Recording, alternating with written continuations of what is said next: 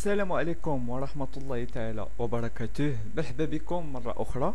إن شاء الله في هذه الفيديو هذه غنقوموا بشرح البرهان بالترجع، يعني غنركزوا على كيفية التعامل مع أسئلة البرهان بالترجع. أوكي، إذا اللي تبع معايا هذه الفيديو هذه غيفهم مزيان كيفاش غيجاوب على أسئلة اللي فيهم البرهان بالترجع. إذا غنبداو بتمرين.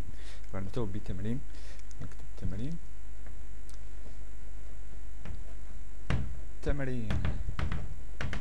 نعتبر الدالة اف معرفة بما يلي: اف دو اكس، لدينا اف دو اكس تساوي اكس على جذر مربع اكس زائد 2. يعني غنبداو بالتمرين اللي فيه المتتالية مرتبطة بالدالة، يعني الطريقة ديال كيفية الإجابة على برهان بالترجع بالنسبة للمتتالية اللي مرتبطة مع الدالة. أوكي، إذا ونعتبر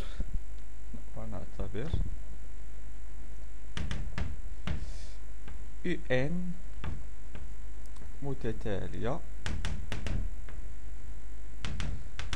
معرفة بما يلي: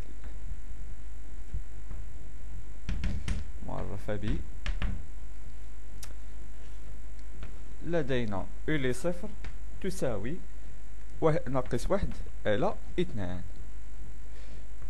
أولي n زائد 1 تساوي f أولي n، يعني دالة مرتبطة ولا متتالية عفوا مرتبطة بالدالة لكل n. هاد الشرط هذا راه أساسي، ياك؟ لكل n من n، هذا الشرط هذا راه اساسي وخصنا نلاحظوه في المعطيات، حيت كيساعدنا بالنسبه للبرهان بالترجع. اذا السؤال هو بين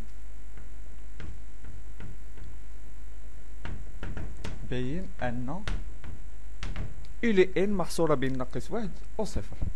أولي n محصوره بين ناقص 1 و 0، يعني غنستعملوا البرهان بالترجع. اذا هذه هي المعطيات، نتمنى تكتبوا هذه المعطيات هذه حيت غنمسح وغنعطيكم طريقه الاجابه على هذا السؤال بالترجع. اذا غنمسح السبوره.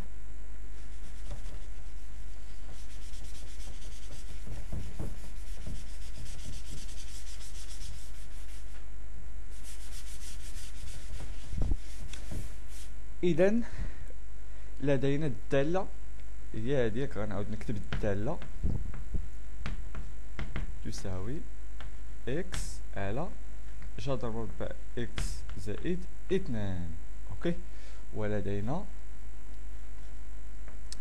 أولي صفر تساوي ناقص 1 على 2، أولي n زائد 1 تساوي f أولي n. اذا بغينا نجاوبوا على داك السؤال ديال البرهان بالترجع. اول حاجه شنو غدير؟ غتبدا باساس الترجع. بالنسبه للترجع كاينين 3 ديال المراحل، يعني غدير واحد العنوان بحال هكاك، غدير واحد العنوان اساس الترجع، غتسميه اساس الترجع. في اساس الترجع كنديرو نضع n يساوي، اوكي، كنديرو نضع n يساوي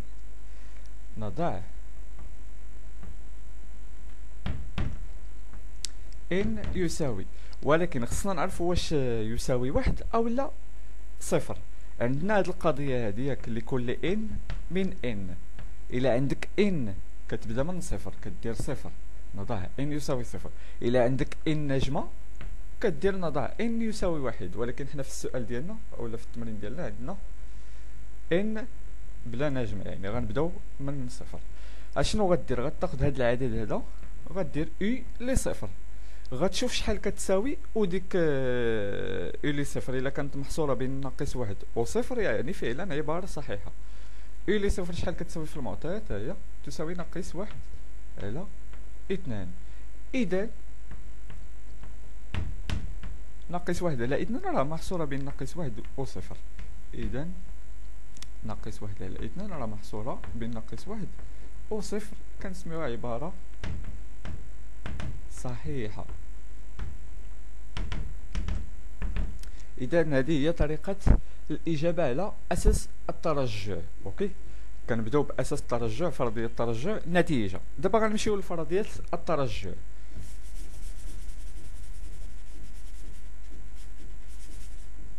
غنكتبها بلون مغاير، فرضية، عنوان آخر، فرضية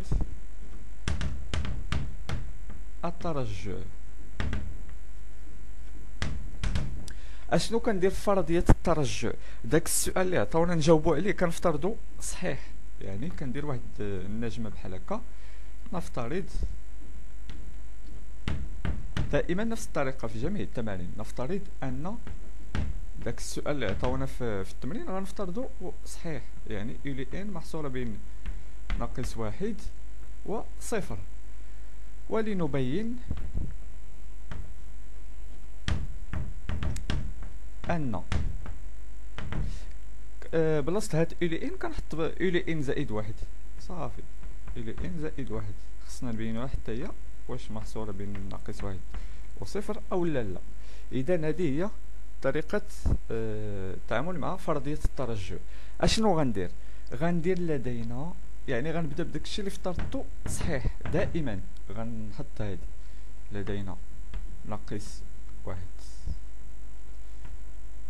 يولي ان صفر، يعني يولي ان محصورة بين ناقص واحد و صفر. ايوا شوف كيفاش غتجاوب على هاد النوع ديال المتتاليات اللي مرتبطة بالدالة. اشنو غدير؟ غتلبس لهاد الاطراف اف، يعني غدير اف ديال ناقص واحد اصغر او يساوي اف ديال يولي ان، وغتلبس اف ديال صفر. عقلوا على هاد الطريقة هادي، دائما اللي عندك متتالية مرتبطة بالدالة كتلبس ليهم اف. ايوا غنمشيو دابا نشوفوا شحال كتساوي اف ديال يولي ان. فين هي في المعطيات؟ ها هي اف يولي ان راه تساوي يولي ان زائد واحد. ها هي يولي ان زائد واحد، غنحطها بلاصتها. غنمشي للدالة نحسب الصورة ديال ناقص واحد في الدالة. إلا عوضت بناقص واحد، ناقص واحد زائد اثنان واحد، جذر واحد واحد. هنا إلا عوضت بناقص واحد يعني ناقص واحد على واحد تساوي ناقص واحد. غنحسب الصورة ديال صفر في الدالة. صفر على عدد يعني صفر. احنا جاوبنا على فرضية الترجع، صافي. هذه هي الإجابة البسيطة، ودائما غتستعملوها في جميع التمارين اللي فيهم متتالية مرتبطة بالدالة. إذا بقات لنا مرحلة أخيرة اللي هي نتيجة.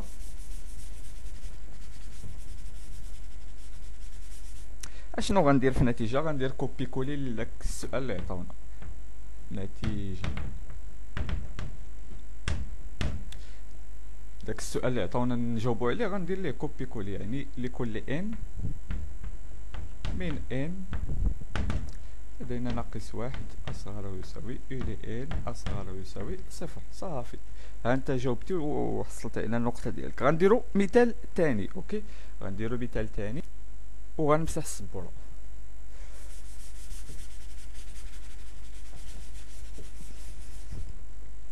اذا تمرين، دائما كتبوا معايا المعطيات باش نمسح.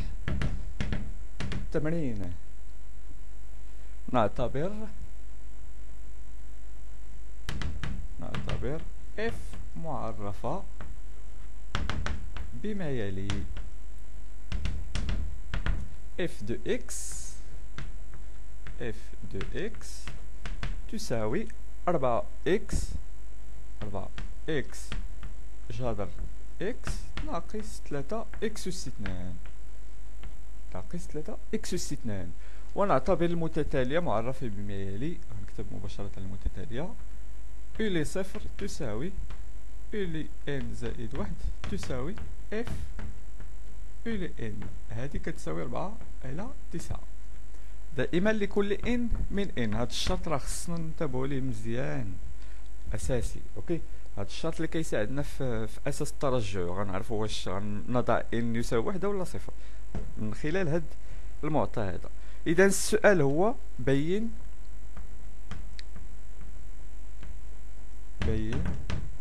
بالترجع ان يولي ان محصورة بين 4 على 9 و صفر او لا واحد. اوكي، دائما او يساوي فيهم او يساوي. اذا هذا هو المعطى اللي تعطى لنا في التمرين. وغنمسح.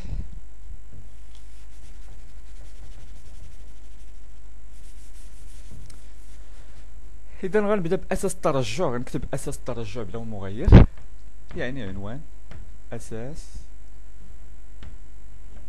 الترجع. اشنو كندير في اساس الترجع؟ دائما كنبدا بهذه الجمله هذه: نضع ان يساوي. ولكن خصنا نعرفوا واش واحده ولا صفر. عندنا لكل ان في التمرين، عندنا لكل ان من ان. مباشره فاش عندي ان بلا نجمع انا غندير صفر. دابا غنحسب الي صفر، يعني غنعوض داك ان بصفر. غنشوف الا كان هاد الي صفر محصور بين 4 على 9 و1 راه عباره صحيحه. الي صفر بعدا شحال كيساوي؟ كيساوي 4 على 9 في المعطيات. ايوا هاد 4 على 9 راه محصوره فعلا بين 4 على 9. اوكي، 4 على 9 و1. هذه محصوره بين 4 على 9 ويساوي حيت فيهم او يساوي. اذا هذه عباره صحيحه.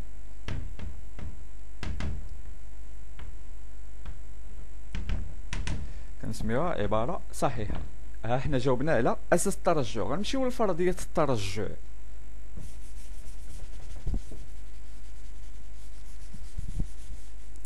عنوان اخر: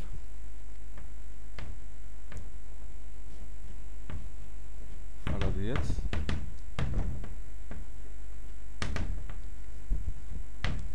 الترجع. اشنو غندير عاوتاني في فرضيه الترجع؟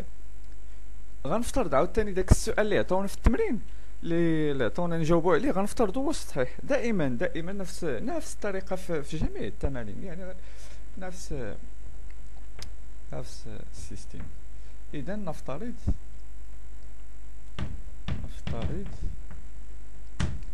ان الى ان فعلا راه محصور بين 4 على 9 و1. دائما لكل ان من ان. لنبين ان كنبدل هاد الى ان ب الى ان زائد 1. دائما الى ان زائد 1 محصوره. خصنا نبينو هاد القضيه هادي. دائما لكل ان من ان، يعني خصنا الهدف ديالنا هو نبينو هادي، ياك؟ اشنو كدير عاوتاني؟ كتبدا بداكشي اللي افترضتي، نفس الخطه نفس السيستيم نفس الطريقه. كتبدا بداكشي اللي افترضتي صحيح، يعني 4 على 9 1. اشنو كدير فاش عندك متتاليه مرتبطه بالداله؟ غتلبس ليهم عاوتاني اف، يعني غتلبس الاطراف اف 4 على 9 اف الى ان اصغر من اف ديال 1. اف الى ان راه هي الى ان زائد 1. ايوا الا حسبتي في الداله الصوره ديال 4 على 9 راه غتعطيك 4 على 9. الا حسبتي الصوره ديال 1 في الداله راه غتعطيك 1. اذا انت جاوبتي على فرضيه الترجع. بقات لينا نتيجه اللي هي كوبي كولي للسؤال.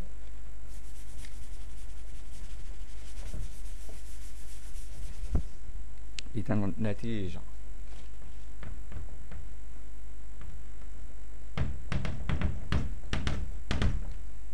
غتاخد داك السؤال اللي عطاوك في التمرين غتعاودو، ياك؟ لكل ان من ان لدينا فعلا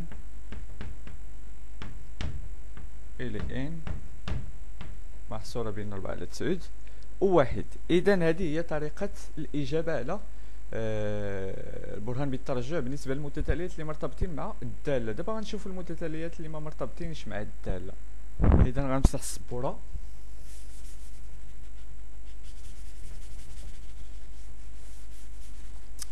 اذا دائما التمرين غنكتب تمرين: نعتبر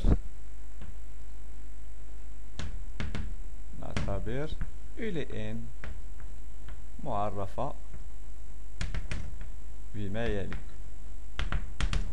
غنكتب هنا المعطى اللي عندنا في التمرين: الى صفر تساوي ناقص 3 على 2 الى ان زائد 1 تساوي 2 على أولي ان ناقص 1. السؤال اللي عطاونا في التمرين هو بين بالترجح أن أولي ان محصورة بين ناقص 2 و صفر. يعني خصنا نبينو هاد القضية هادي بالترجح. اوكي، عندنا المعطيات وخصنا نبينو هاد سميتو بالترجح. اشنو غندير؟ دائما غنبدا باساس الترجح، وعندنا لكل ان من ان، ياك عندنا لكل ان ينتمي الى ان. اذا اساس الترجح غنكتب بلون مغير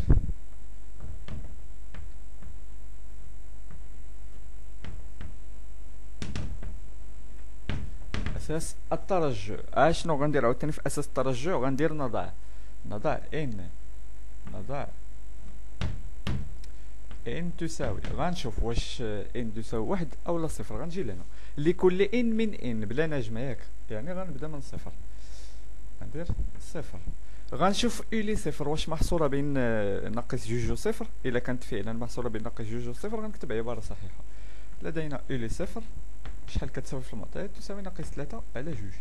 فعلا هاد ناقص 3 على جوج راه محصوره بين ناقص جوج و صفر. اذا عباره صحيحه. هذه هي طريقة الإجابة على أساس الترجح، نفس التعامل مع جميع التمارين. غنمشي دابا لفرضية الترجح كعنوان.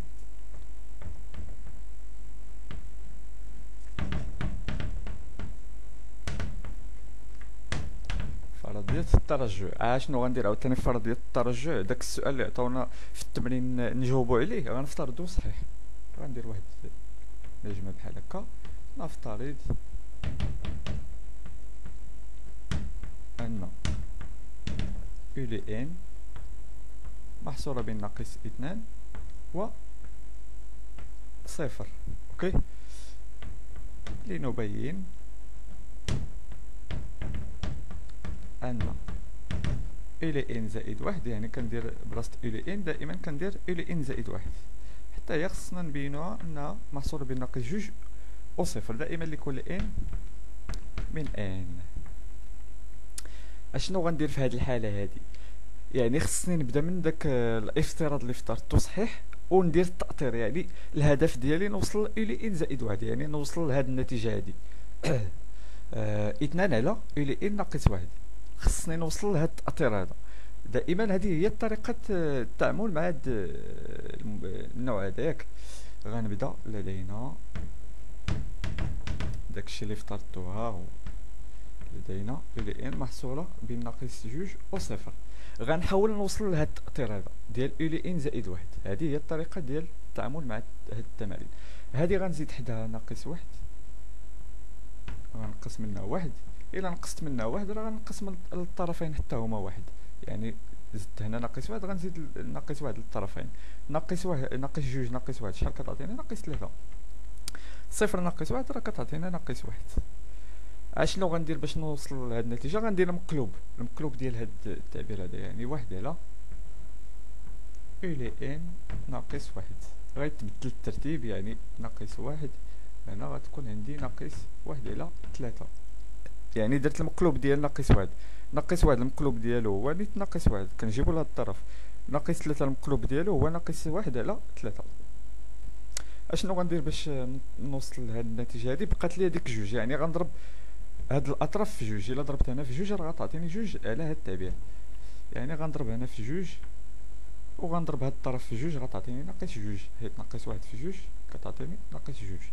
هنا عاوتاني غنضرب بهاد الطرف في جوج، يعني غتعطيني ناقص جوج، ولا عفوا جوج في ناقص 1 على 3 كتعطيني ناقص جوج على 3. اذا احنا وصلنا لهاد النتيجة هادي. اشنو كتعني هادي؟ كتعني إلى ان زائد 1. ناقص جوج راه مزيان كاينه، هي اللي عطاونا في التمرين، ولكن هادي ناقص 3 اولا ناقص جوج على 3 خصنا توصلوا لصفر. بما ان هاد ناقص جوج اصغر من صفر، يعني راه يمكن لينا نديرو هاد القضيه هادي. الا كانت اصغر من صفر غنحيدوها ونخليو هداك صفر. اوكي، دائما هذه هي الطريقه. الا كان هاد العدد اصغر من هاد العدد اللي عطوك هنا كتحيدو كتخلي داك العدد يعني صفر، وها حنا توصلنا للنتيجه ياك. هذه هي طريقه التعامل مع هاد التمرين. غنمشيو دابا للنتيجه. دائما النتيجه هي كوبي كولي.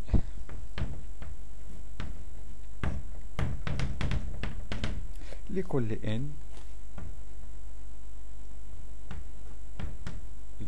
من ان لدينا إلى ان راه محصور بين ناقص جوج و صفر. اذا هذه هي طريقه الاجابه على هذا السؤال هذا. غنديرو اخر مثال. اوكي، غنديرو اخر مثال.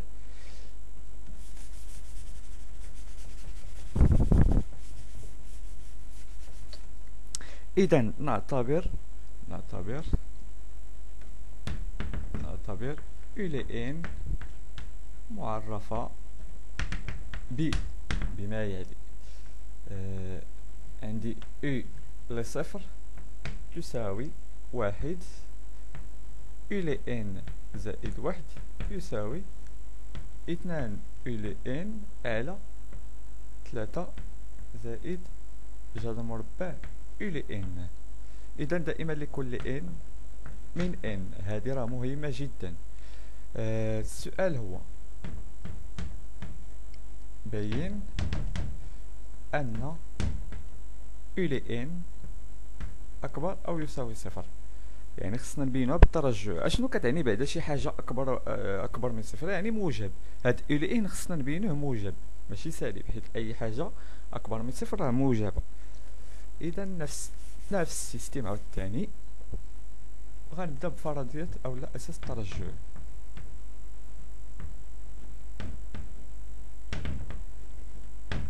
أساس الترجع. في أساس الترجع كنديرو نضاع ان يساوي، ولكن خصني نعرف عاوتاني واش واحدة ولا صفر. غنجي لهنا عندي ان كبيرة بلا نجمة، يعني غنبدا من صفر. غنشوف إلي صفر واش أكبر من صفر أو لا. إلي صفر شحال كتساوي واحد. إذا راه هاد واحد أكبر من صفر. إذا عبارة صحيحة.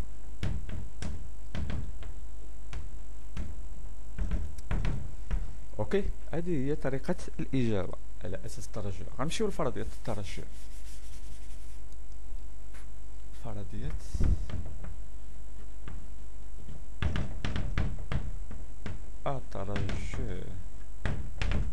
فرضية الترجع كنفترضوا داك السؤال اللي عطاونا نجاوبو عليه كنفترضوا صحيح. نفترض دائما نفس الطريقة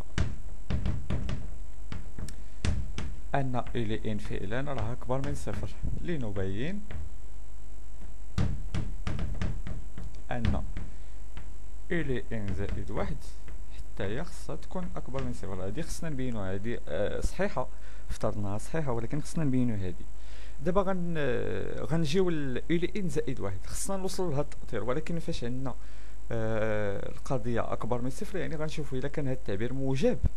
إذا كان هاد التعبير ديال إلى n زائد واحد موجب يعني غنديرو أكبر من صفر، حيت موجب. هادشي كيعني موجب. غنشوفو هاد البسط واش موجب أو لا. دابا افترضنا أن إلى n أكبر من صفر يعني موجبة. هادي إلى n موجبة، اثنان موجب يعني البسط موجب. احنا لقينا البسط موجب أكبر من صفر. غنشوفو المقام. إلا كان المقام حتى هو أكبر من صفر يعني هاد التعبير كامل أكبر من صفر. عندنا ثلاثة موجبة يعني أكبر من صفر. عندنا جذر إلى n أكبر من صفر وبيناتهم زائد يعني هاد المقام حتى هو أكبر من صفر يعني موجب. غتكتب بما أن المقام والبسط موجبين فإن خارجهما موجب.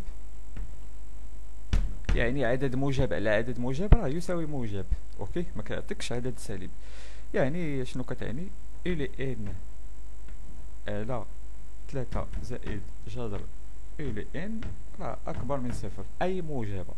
إذا هذه راه كتعني إلى n زائد واحد أكبر أو يساوي صفر، حيت هاد التعبير هذا راه كيساوي إلى n زائد واحد. إذا هذه هي طريقة الإجابة. ونمشيو للنتيجة. وحنا كملنا هاد البرهان بالترجع. نتيجة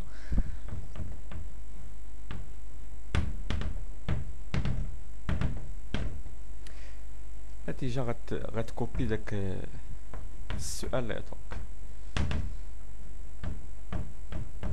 هذه هي طريقة الإجابة على أسئلة البرهان بالترجع. ونتمنى تستفيدوا من هذه الفيديو هذه، وشكرا على التتبع ديالكم، وإلى اللقاء.